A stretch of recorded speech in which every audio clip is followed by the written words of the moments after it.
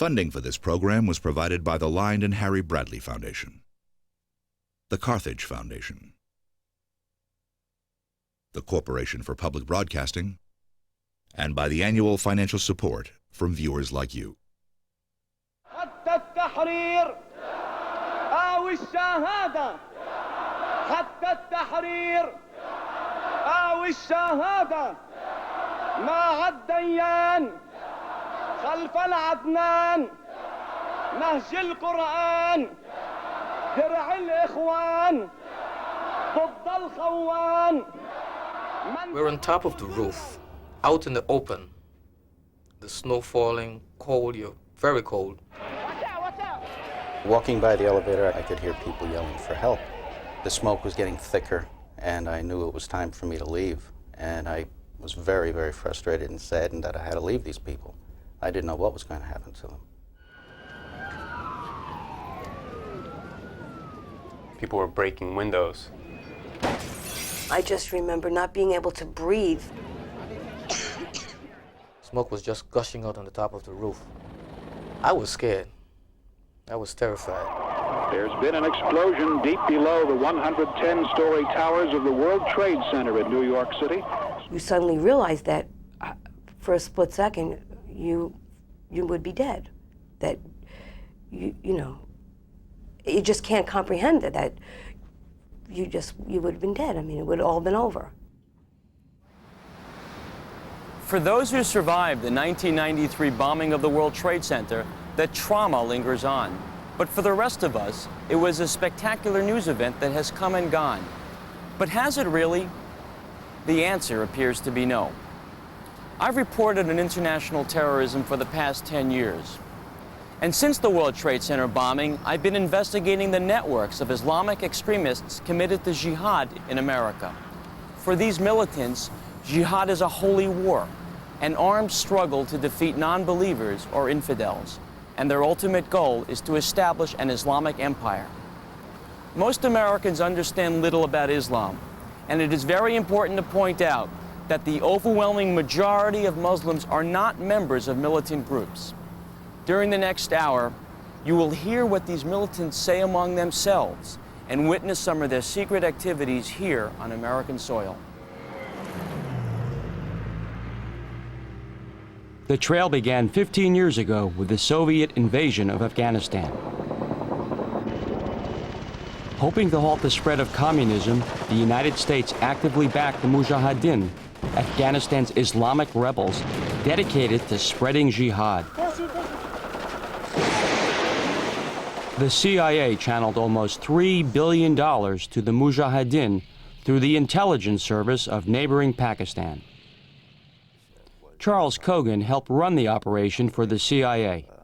As far as the U.S. side of it was concerned, this was an agency operation. The training was carried out by the Inter-Services Intelligence Directorate at camps along the border, and in the interior of Pakistan, too. I would say that over the sweep of the Cold War, this was the most successful covert action that the U.S. engaged in. This was a very remarkable event. The Soviet Union had invaded a country which was not within their orbit, and they were forced to withdraw from it. And this was a clear reversal of communism. Meanwhile, in nearby Iran, the revolution led by Ayatollah Khomeini was underway and fanned the flames of the anti-Western sentiment that had been growing in much of the Middle East.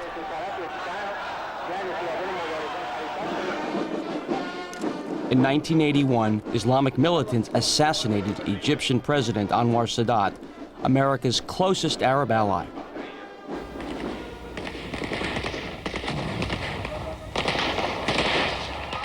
The assassination gave the radicals confidence they could strike their enemies at will.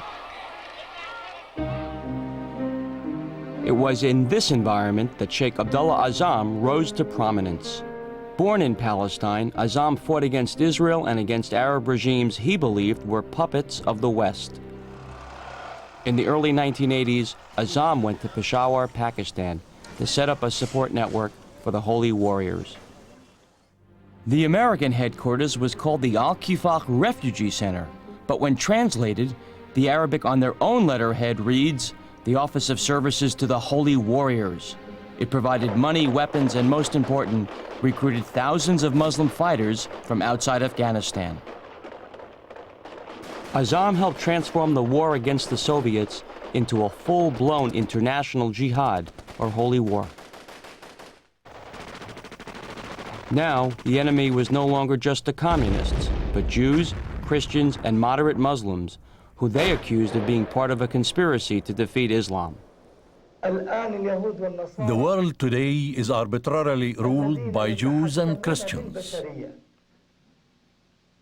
The Americans, the British, and others. And behind them, the fingers of international Jewry with their wealth and their women and their media. At the same time, Pakistan was funneling more and more of the CIA's money to the most radical Afghan Muslims. In the end, they would contribute to the expansion of jihad around the world. We sought to maintain a balance and never allow it to get too far in favor of the fundamentalists.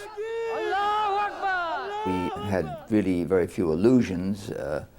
That's not to say that we could have predicted that some of these mujahideen might have turned against the U.S. or the West later on. But as I say, our focus was on hitting and hurting as much as possible the Soviet forces in Afghanistan. I don't think we have really anything to be apologetic about. These were the fighting assets, and we had to aid them. What came later, came later.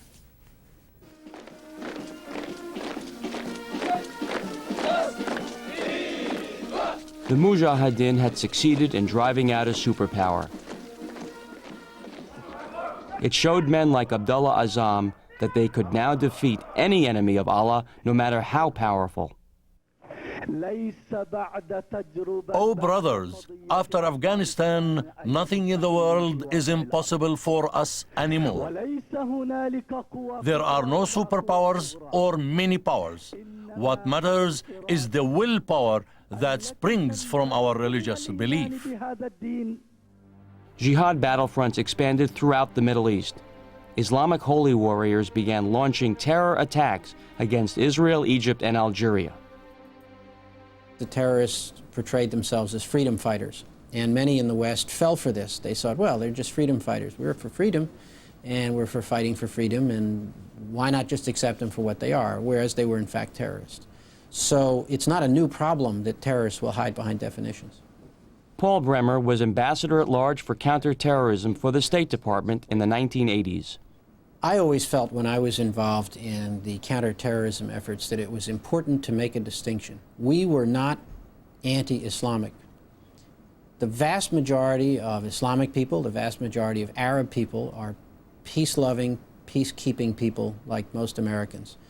Terrorists in every society are a very small minority of corrupt, criminal, violent people, many with a political agenda, who should be singled out for specific attention. But it should never be that we say in anything that gives the impression that we think the fight against terrorism is a fight against Islam or a fight against the Arabs. Ironically, anti-Western militants soon found that the United States was the best place to raise funds, disseminate propaganda, and build up their political organizations. Coming to the United States gives them a platform that they can use for the rest of the world. They can produce their films, their videos, their publications, they can collect money, and they can use it to support their movement. And Oliver Buck Revelle was one of the FBI's top counterterrorism agents. Many acts of terrorism have been carried out in the name of religion, so certainly this extremist element of Islam is not unique.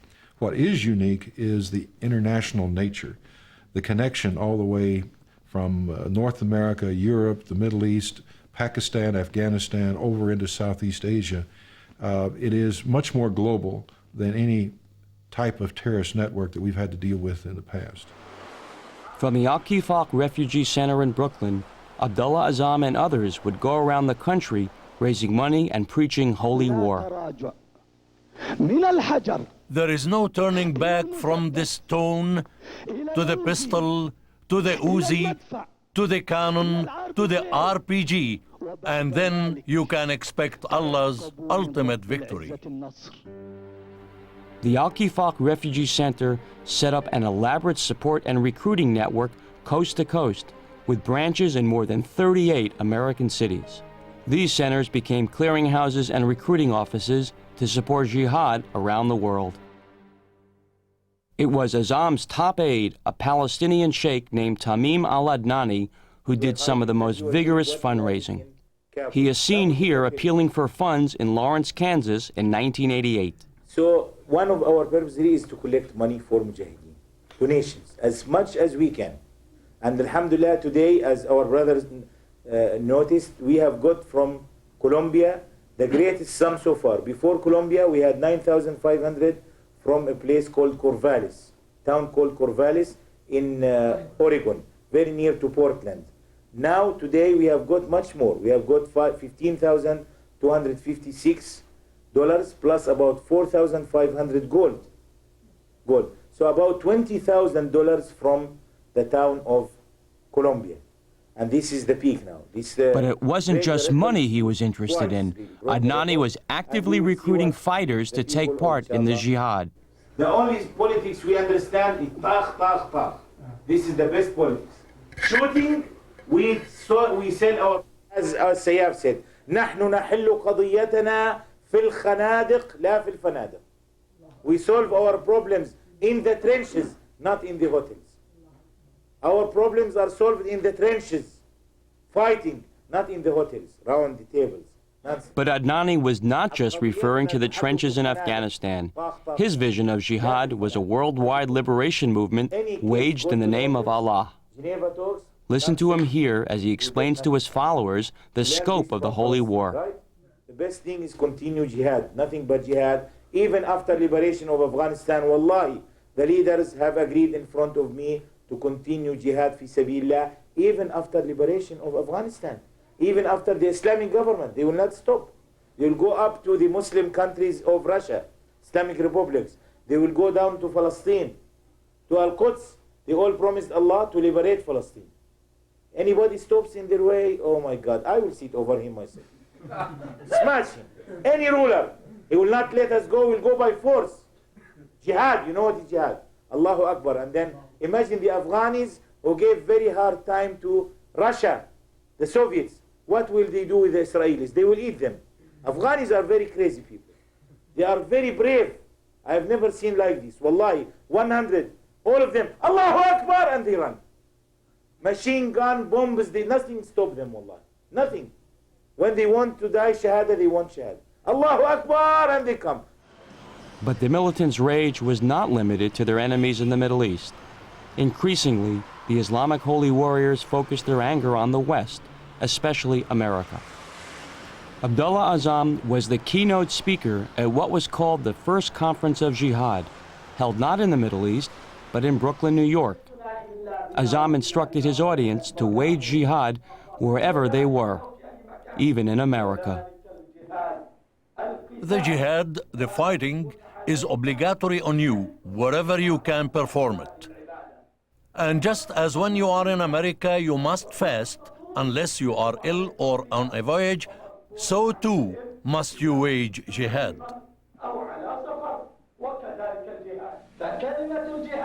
The word jihad means fighting only, fighting with the sword. In 1989, Azzam was assassinated in Pakistan by unknown assailants. His death made him a martyr to radical Muslims around the world. Back in America, the calls for jihad grew even louder from leaders like Azzam's cousin Fayez, speaking in Atlanta in 1990. Allah's religion, be He praised, must offer scouts, must offer martyrs. Blood must flow. There must be widows. There must be orphans. Hands and limbs must be cut. and the limbs and blood must be spread everywhere in order that Allah's religion stand on its feet. Groups of militants began weapons training on American soil.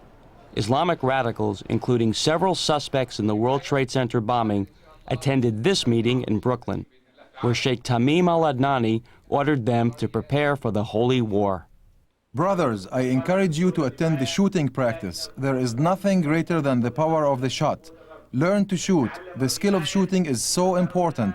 He who has begun learning how to shoot and did not go through with the training is not one of us. And from here we move on to the true shooting against the enemies of Allah, God willing. Followers answered the call. Radicals conducted military exercises at shooting ranges and training camps in at least 9 U.S. locations, including this one in Connecticut. Groups of Islamic militants fired semi-automatic weapons and trained with explosives. According to FBI intelligence reports, groups would come every weekend and shoot 1,000 rounds a day into silhouette-shaped targets.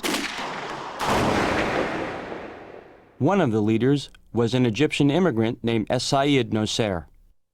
In November 1990, Nosser was arrested for the murder of militant Rabbi Meir Kahane. Watch the walls. Thank you. It hurts. Nosser was shot while fleeing the murder scene. He was brought to the same emergency room as Kahane. Nosser survived his wound and was later sent to Attica prison. Rabbi Kahane died on this table. Alvin Schlesinger was the judge at the trial. I had never in my life, I must tell you, ever seen such raw, red hatred that existed between any groups or any persons. I mean, it was the kind of hatred that went far beyond doctrine, far beyond the cause. It was raw, red, and violent hatred. We have murder in the second degree, second charge of attempted murder, first degree. Third charge is assault, second degree. Fourth charge is criminal possession of a weapon. Even though Nosser had ties to an international radical network, police never investigated the possibility of a larger conspiracy. There is no indication at all of any conspiracy of a nature that has been spoken of. The facts indicate at this point it was a lone gunman who committed a homicide. Nosser was ultimately convicted of weapons charges, but unexpectedly, the jury acquitted him of the Kahane murder. His supporters were elated. It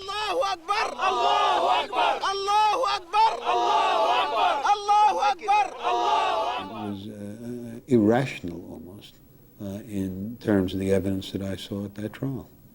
It made no sense, common or otherwise, to reach that verdict, particularly with the other verdicts that were reached.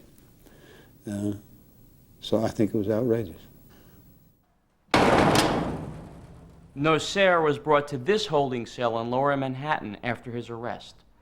By then, detectives had searched his apartment and found 47 boxes full of personal possessions and papers. But investigators dismissed those papers as irrelevant religious materials. It was only after the bombing of the World Trade Center that law enforcement re-examined those papers and realized they had overlooked one of the largest collections of terrorist materials ever found in the United States. The papers included plans to blow up American skyscrapers. The documents would reveal that Nosser was at the heart of a worldwide terrorist network headquartered right here in the United States. Unfortunately, we had that information. It was there, and we didn't see it. Michael Cherkasky was the chief of investigations for the Manhattan District Attorney at the time of the bombing. And looking back at it, there was enormous amounts of significant material in those boxes.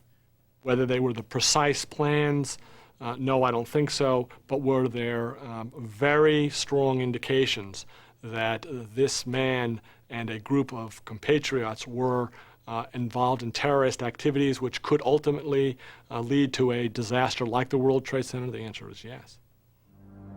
The boxes included formulas for bomb making, detailed instructions on attacking aircraft, assassination targets, and even classified U.S. military documents. Yet by far, the most important document was a hand-sized spiral notebook full of neatly written Arabic text in which Nasser spells out his plans for the destruction of the enemies of Allah. We have to thoroughly demoralize the enemies of God by means of destroying and blowing up the towers that constitute the pillars of their civilization, such as the tourist attractions they are so proud of and the high buildings they are so proud of.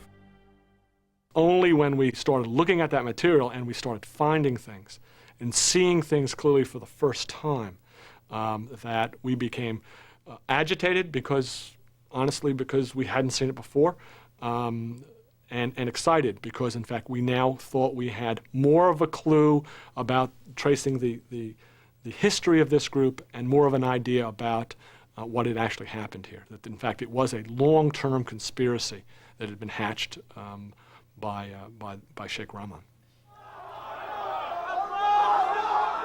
Sheikh Omar Abdul Rahman, leader of a militant Egyptian movement, came to the United States in 1990. He would soon assert control over the Jihad movement in the U.S. The killing of Kahana was the first act of terrorism planned and carried out by Sheikh Omar Abdul Rahman's foot soldiers. Omar Abdul Rahman was accused in Egypt of enticing people to kill Sadat. He got away with it.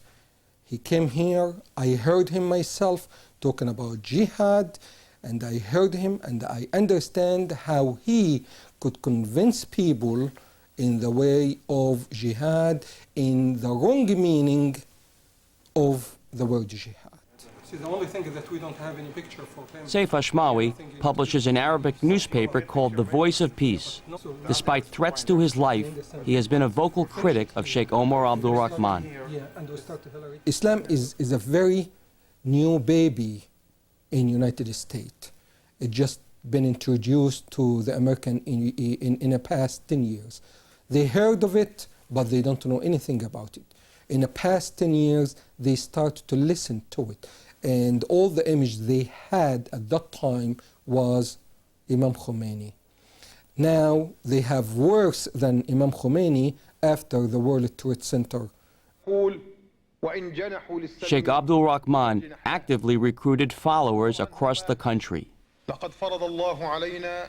The obligation of Allah is upon us to wage jihad for the sake of Allah. It is one of the obligations which we must undoubtedly fulfill. And we conquer the lands of the infidels, and we spread Islam by calling the infidels to Allah. And if they stand in our way, then we wage jihad for the sake of Allah. The jihad movement in the United States attracted a group of followers willing to put words into action. Like Mahmoud and Mohammed Abu Halima, identified here for the first time at this jihad rally in Brooklyn in 1989 and charged 4 years later as conspirators in the World Trade Center bombing. And Sadiq Ali, a Sudanese radical accused of being an architect of Sheikh Abdul Rahman's campaign of terror. Here, just months before the World Trade Center bombing, he is recruiting followers in New Jersey. When the sword is to be absolutely used and implemented, this is as a principle. Jihad is something that has to be implemented. It's not a thing that we speak of, it's a thing that we do. And Clement Rodney Hamptonell, an American who was wounded in Afghanistan fighting the jihad. Hamptonell was a follower of Sheikh Abdul Rahman and allegedly helped plan the killing of Rabbi Meir Kahana.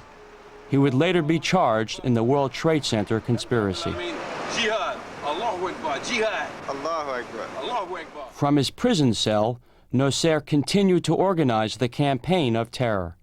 Prison logs show that he met with several of the conspirators to help plan the World Trade Center bombing.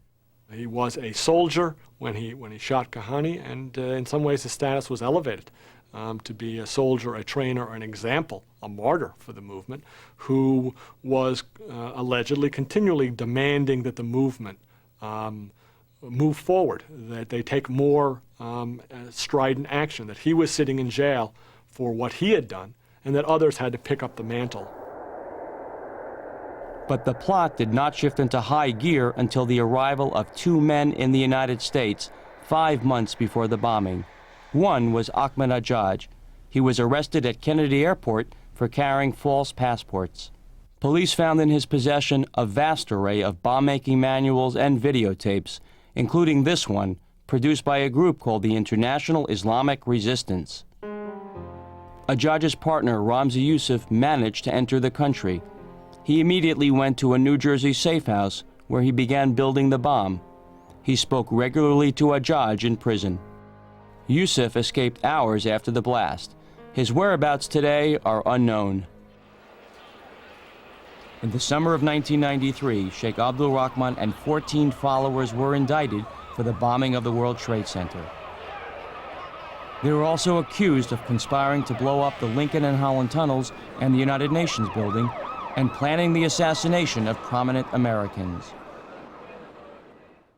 In April 1994, in the first of a series of trials, 4 followers of Sheikh Rahman's, Mohammed Salama, Mahmoud Abu Halima, Niyal Ayad, and Ahmadinejad, were sentenced to 240 years each.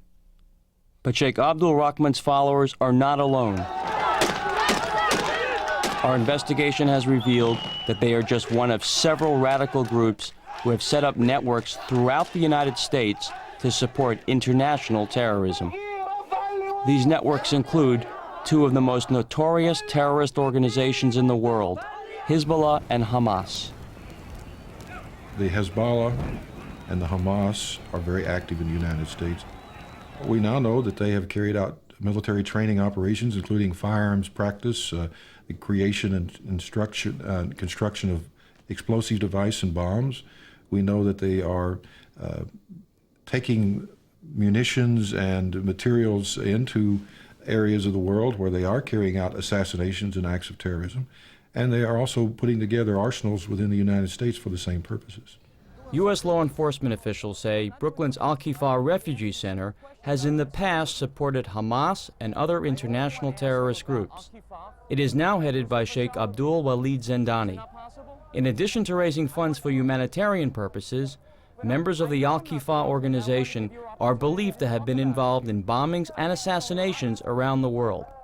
Zindani refused to speak to us and denied any involvement with radical Islamic politics.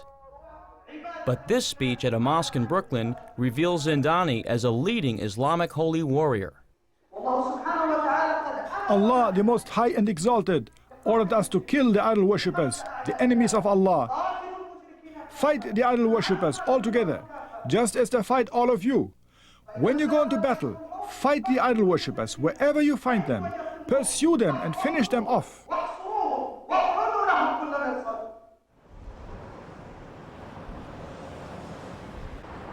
Richardson, Texas is a sprawling suburb of Dallas. Located here in a nondescript industrial park is the headquarters of Hamas's principal American support group. IAP stands for the Islamic Association for Palestine. The IAP publishes Hamas books, magazines, and pamphlets, and has dozens of offices and affiliates around the country. Our general aim is to inform the public about the Palestinian issue. Mohammed Al-Hassan is the editor of the Muslim World Monitor published by the IAP. He denies any connection to Hamas. Do you support the Hamas covenant? Do you support the Hamas point of view? I don't support any point of view as such. Does the Muslim World Monitor support the point of view? I wouldn't say it does, no. Does the IAP support the Hamas point of view? Not as the Hamas point of view, no. It supports liberation of Palestine. It supports informing the public about the Palestinian issue. It supports informing the public about the different groups, the different activities which are going on in Palestine. But it doesn't take a position in support of any one group per se.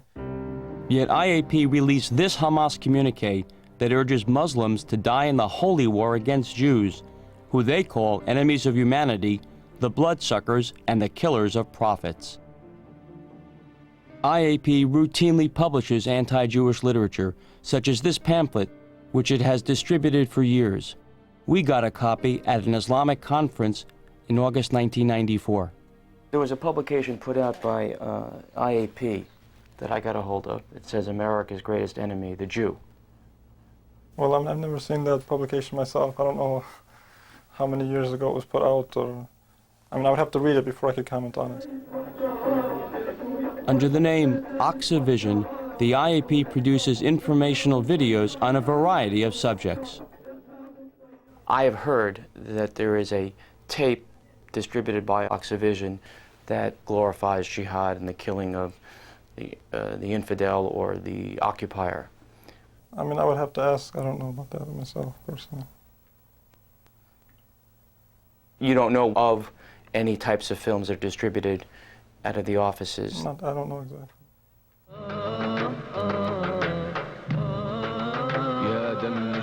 IAP's Aqsa Vision produced this Hamas video, which takes credit for executions, torture, and terrorist operations in Palestine.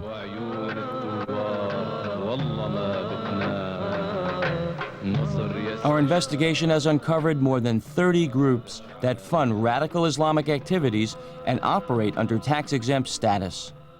They're engaged in many instances in illegal actions, not collecting money for purposes of simply supporting humanitarian aspects, but for munitions and weapons and military capabilities. And in addition, if you listen to what they're really saying, they're not just aimed at the Israelis. They're not just aimed at the Jewish state.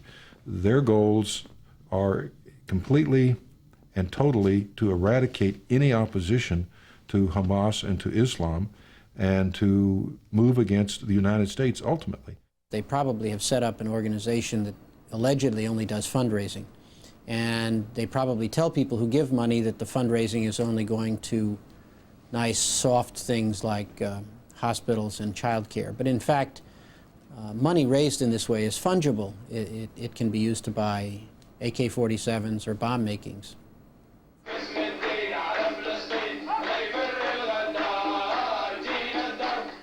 In 1989, some of the world's most influential leaders of radical Islam held a conference attended by Sheikh Mohammed Siam, a leader of Hamas from Palestine; Abdullah Anas, a leader of the Algerian Islamic Front; Rashid Ghannouchi, head of the radical Tunisian fundamentalist group called Al-Nada;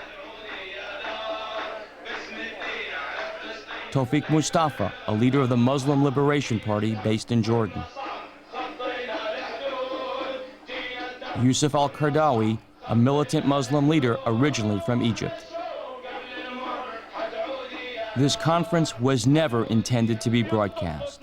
It was a secret gathering to expand jihad networks and terrorist operations. Actual Hamas terrorists, veiled to protect their identities, boasted of their successful executions. 16 Jewish soldiers were killed. But this gathering did not take place in the Middle East. It happened in the heartland of America, Kansas City, Missouri. All of these groups have established bases in the United States and have many graduates. Like Mohammed Salah, a Palestinian American who was arrested in Israel in early 1993 for financing the purchase of weapons that were used to murder 4 people. He had attended secret workshops on terrorist warfare at another conference held in the Midwest in 1990. In other parts of the United States, FBI officials have confirmed the existence of several command centers and communication posts, like this Texas hamburger stand, which relayed telephone calls between the World Trade Center bombers as a means of avoiding detection.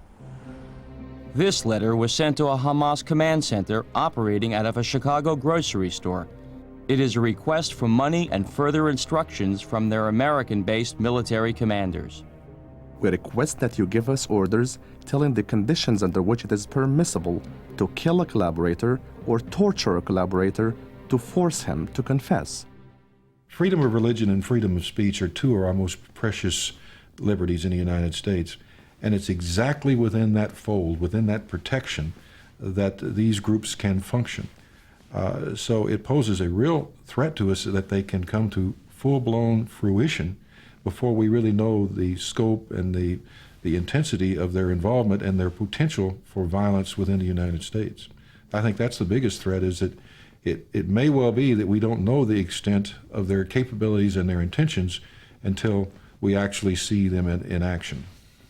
We have documented at least a dozen similar conferences that have taken place in America in the past 5 years, where militant leaders from around the world have praised acts of terrorism and urged their followers to wage jihad. If you take the case of the kinds of speeches that Sheikh Rahman was giving before the attack in the World Trade Center, it's sort of the equivalent of yelling fire in a crowded movie theater.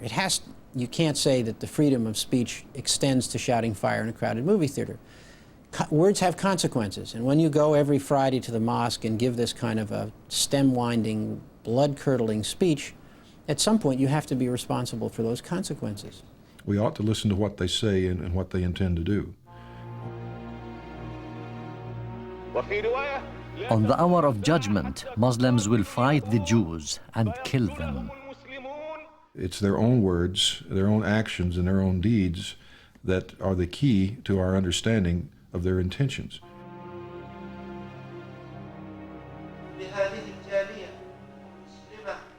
We want this small Muslim community to serve as a dagger in the center of this civilization. And their intentions are to harm the United States in very significant ways and to reduce its ability to oppose their international agenda. Open the borders of Jordan to the Muslim youth so they may confront the Jews and the Americans at once. That's what we need to be concerned about, what they themselves intend to do.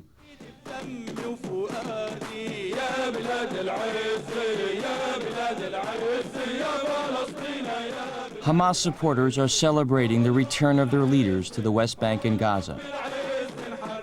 This could be a scene from the Middle East, but in fact, this rally was held in New Jersey in November 1993 and was organized by the IAP.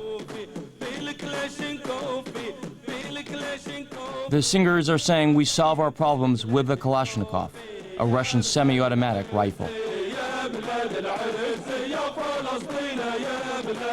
Some even brought their own guns. The rejoicing continues with lyrics like, "We buy paradise with the blood of the Jews."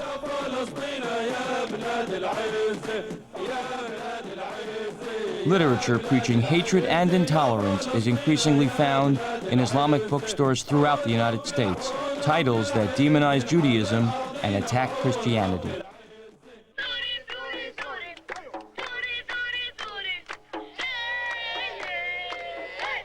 A culture of violence has begun to spread to the next generation in the United States. These American Muslim children are attending a summer retreat in the Midwest. But this is not your typical summer camp. Here, the children are taught to praise armed struggle and terrorism. In this jihad chant, they are praising the leader of Hamas. This young camper just said, "Butcher the Jews."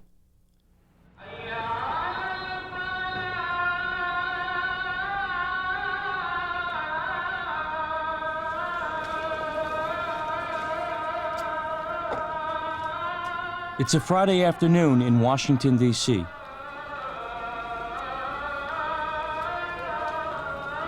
Devout Muslims are coming for prayer services.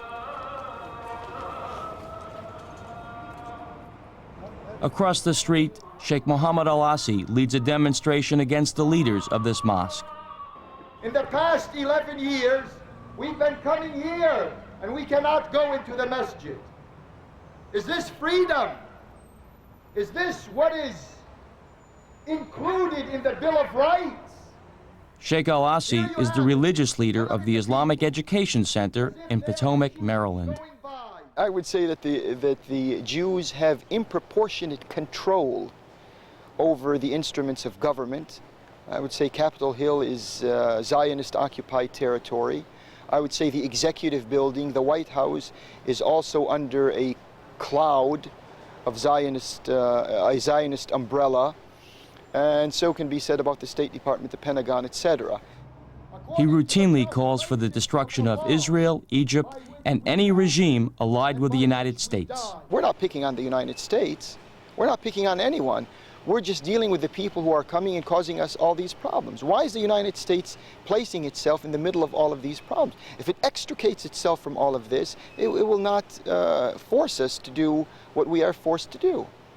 But if it stirs a hornet's nest, the hornets are not going to respond in a lackadaisical manner. Do you believe then in the use of violence, even as a last resort? Yes, I believe in the use of violence. Well, wait a minute. Don't take this issue or put words in the mouth of the interlocutor. Violence is not the word. The use of arms, I think, would be the word, the more accurate word to use here. And the Quran teaches us that sometimes the use of arms is inevitable. In order for justice to be done, this is the only recourse we have. What about Egyptian leaders like Mubarak or Israeli leaders who come to the United States? Right. Since they are running their government's policies, are they legitimate targets?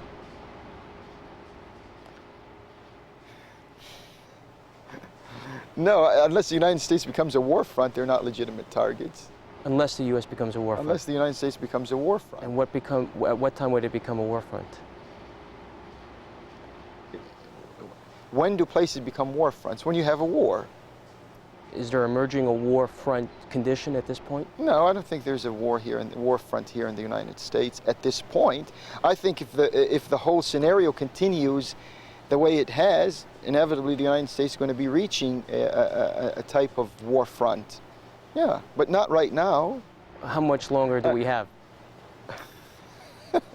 That's very hard to predict. I mean, if I knew the answer to that, I'd probably be somewhere else. Sheikh Al-Asi is a frequent speaker at radical Muslim conferences. He made this speech in Chicago during the build-up for the Persian Gulf War. If the Americans are placing their forces in the Persian Gulf, we should be creating another war front for the Americans in the Muslim world, and specifically where American interests are concentrated, in Egypt, in Turkey, in the Indian subcontinent, just to mention a few. Strike against American interests there.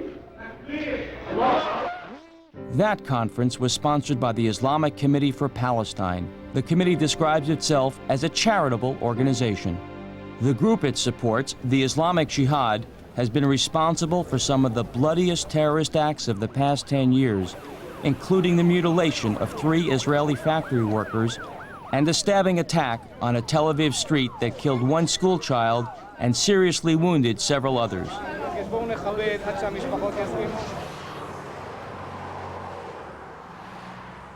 It seems a long way from global acts of terrorism to this suburban shopping mall, but it's not.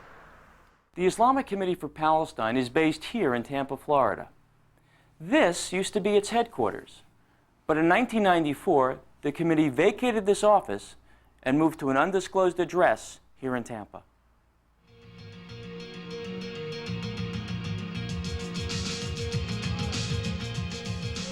Peace Be Upon You is a cable access show in Tampa that reaches 60,000 homes. Its host is a professor of engineering at the University of South Florida. He is also the president of the Islamic Committee for Palestine. It does not try to abolish other ideologies and other religions.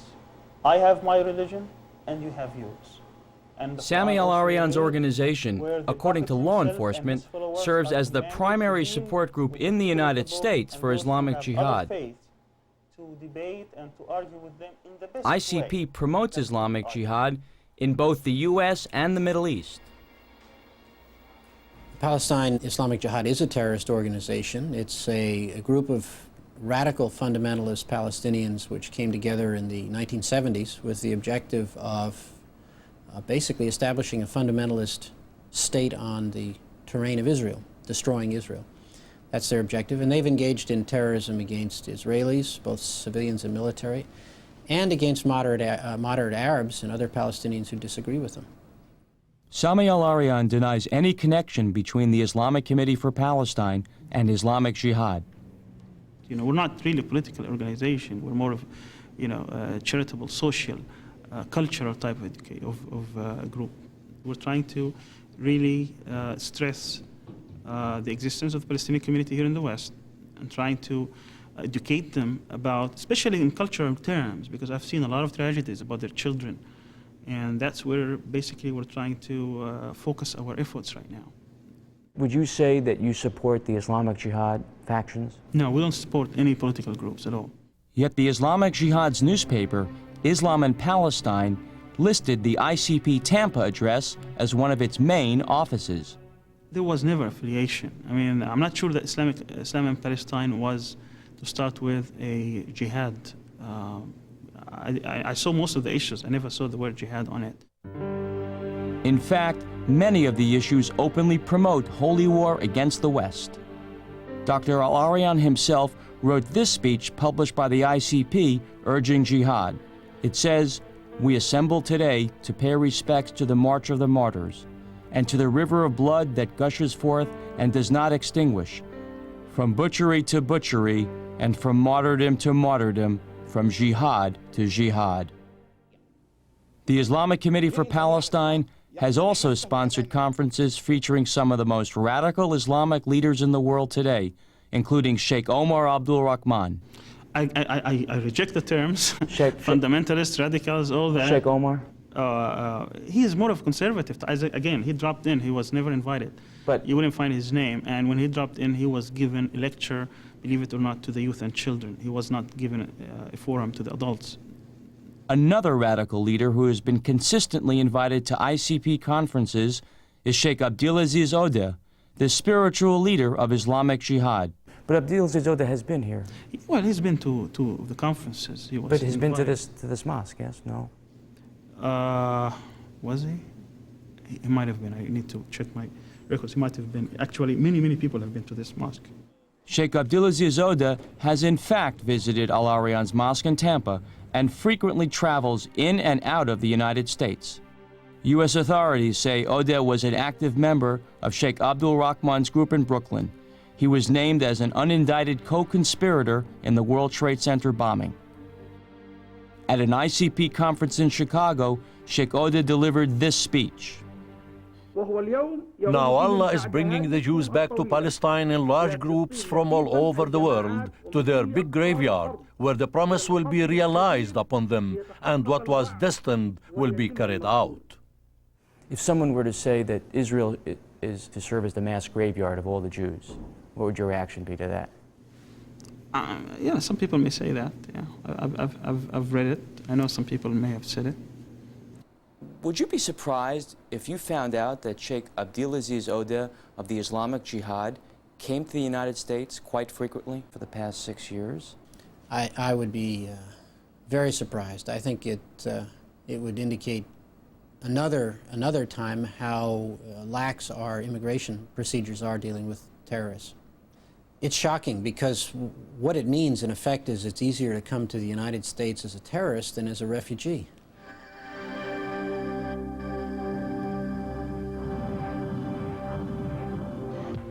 One way they get in is through groups like ICPI, the Islamic Charity Project International.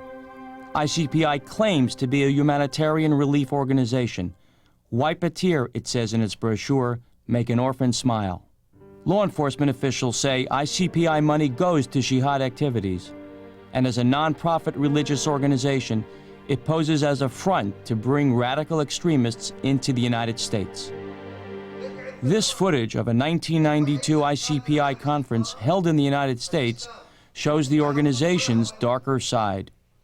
All those operations that comfort our hearts, all of them were perpetrated by Muslims. Isn't it so? The operation of the bus. Aren't you following history? Who is behind it? The killing of Kahane. Who's behind it? These lessons speak for themselves.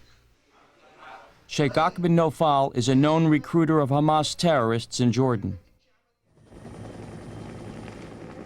One of the operations he was applauding is this terrorist act in Israel. An Islamic fundamentalist commandeered a bus and drove it off a cliff. 16 people, including one American, were killed.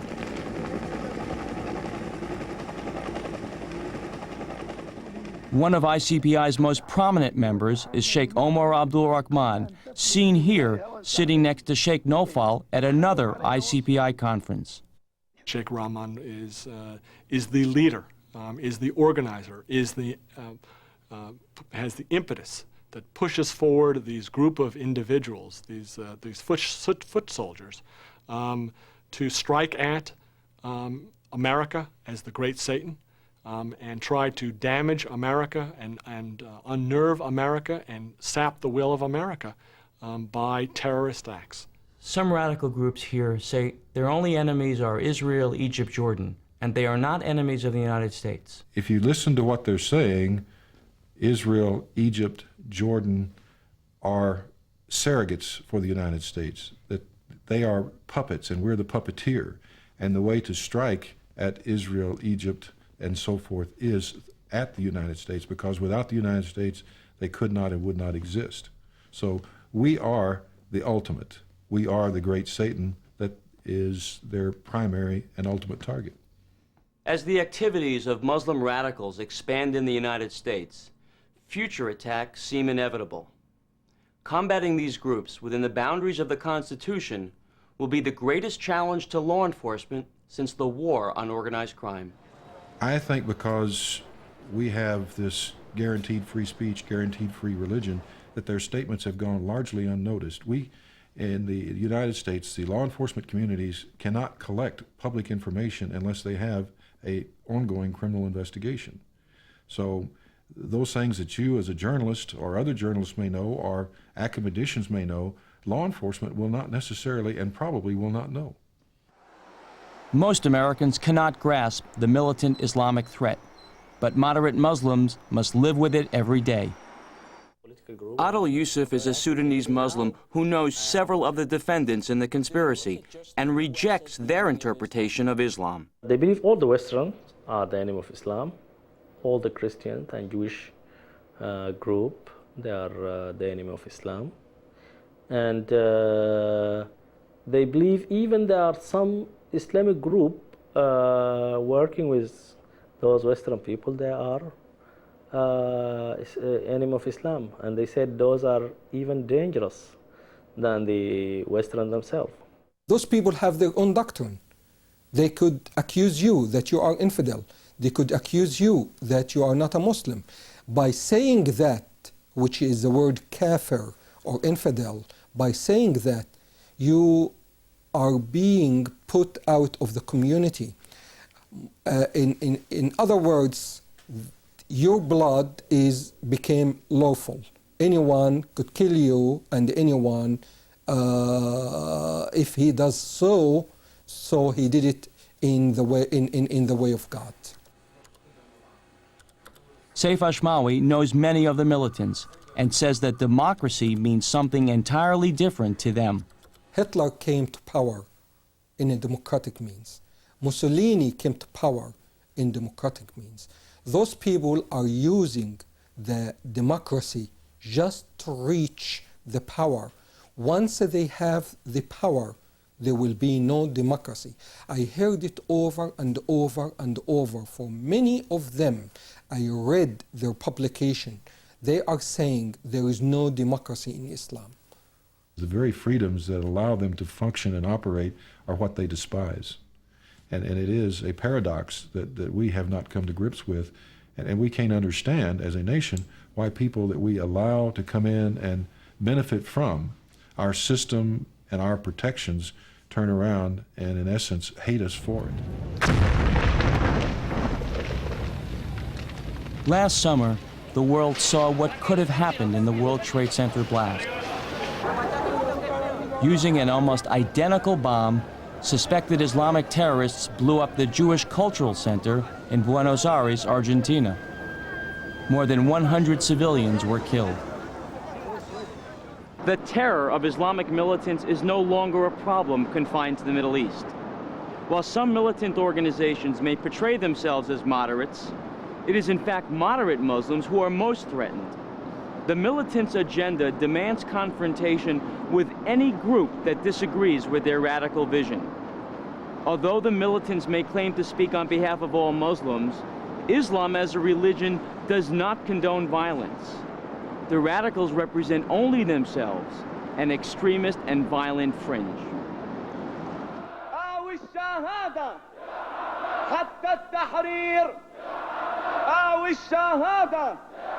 مع الديان خلف العدنان نهج القرآن درع الإخوان ضد الخوان من زحفوا ذلا للأمريكان شامر لا تغضب شامر لا تغضب نحن سيان اجلس أمامي.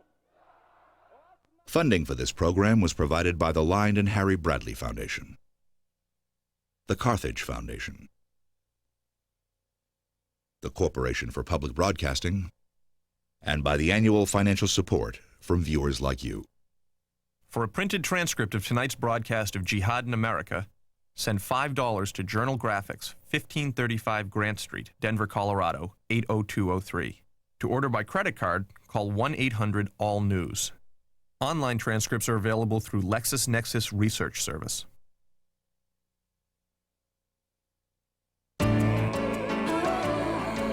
This is PBS. To order a video cassette of Jihad in America, call PBS Video at 1-800-328-PBS1 or write to the address on the screen.